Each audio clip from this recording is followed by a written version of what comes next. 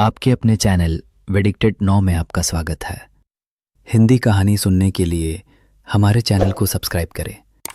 तो चलिए कहानी शुरू करते हैं। एक बार की बात है, एक गांव में एक हवेली हुआ करती थी जो बहुत बड़ी हुआ करती है, जिसमें एक परिवार रहा करता था।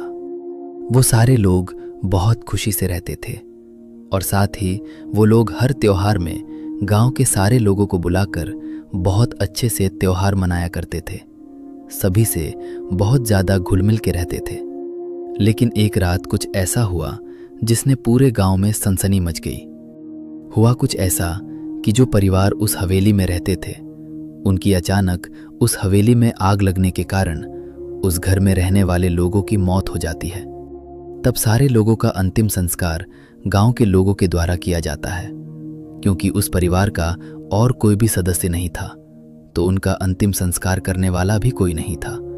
इसलिए उनका अंतिम संस्कार सारे गांव वाले करते हैं और फिर सारे लोग अपने घर चले जाते हैं। सारे लोगों के घर जाने के बाद रात के समय एक 24 से 25 साल का लड़का रात में करीबन 12 से 1 बजे के आसपास उस हवेली के पास से गुजर रहा था।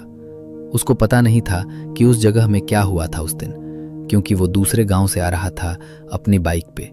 अचानक उस हवेली के पास गुजरते वक्त एक बच्चे की रोने की आवाज़ आती है। वो उस आवाज़ को सुनकर घबरा जाता है, लेकिन 2 मिनट के बाद वो आवाज़ शांत हो जाती है। लेकिन फिर से एक बड़े इंसान की रोने की आवाज़ आती। वो फिर से घबरा जाता है। वो उसी हवेली के पास खड़ा हो हुआ था। फिर वो आवाज़ भी शांत हो जाती है। फिर से एक औरत की रोने की आवाज़ आने लगती है। उनकी आवाज़ ऐसी गा रही थी जैसे वो लोग आग में जल रहे हों। और फिर वो आवाज़ शांत हो जाती है। लेकिन कुछ समय बाद सारे लोगों की रोने की आवाज़ बहुत ज़ोर से आने लगती है। उस लड़के का कान पूरा उनकी रोने की आवाज़ से गूंजने लगता है। उसके कान से खून निकलने लगता है। वो हालत उस रोने की आवाज़ के कारण बहुत खराब हो जाती है।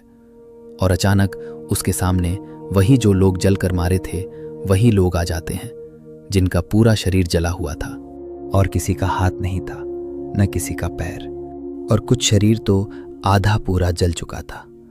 वो लड़का उन्हें देखकर वही बेहोश हो जाता है। और वो सुबह दूसरे दिन उठा तो उसने देखा कि वो गांव में किसी के घर पर था और उसके आसपास कुछ गांव वाले बैठे थे। वो उठकर सारे गांव वालों को अपनी बात बताता है।